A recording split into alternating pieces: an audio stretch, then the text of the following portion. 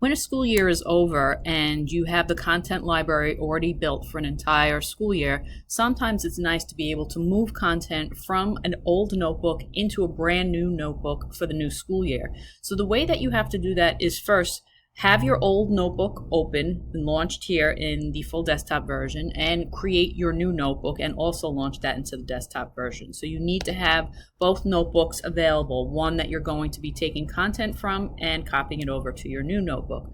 So right now I'm in an old notebook here, and you can see I'm in the content library. These are the content library tabs that I have, and I want to be able to move this Unit 1 section that has all of this content for my students over into my brand new notebook for the next school year. So what you're going to do is go to the class notebook toolbar, and as a reminder, this is a separate install that you have to install, which you can find at onenote.com/class notebook.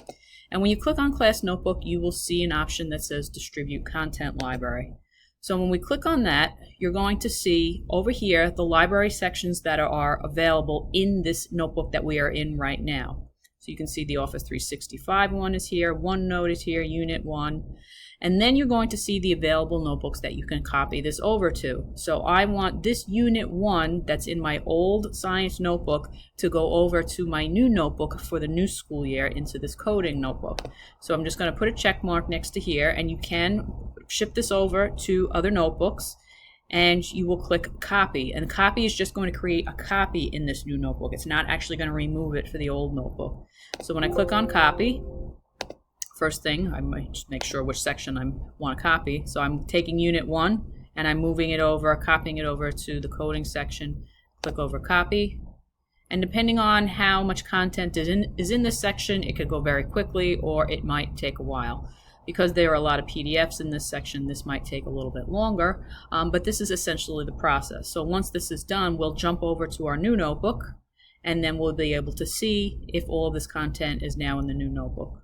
So it looks like the copying process was successful because the window that was popping up is now gone. So let's go over to our new notebook. Let's go over to our coding notebook. We'll go over to the content library.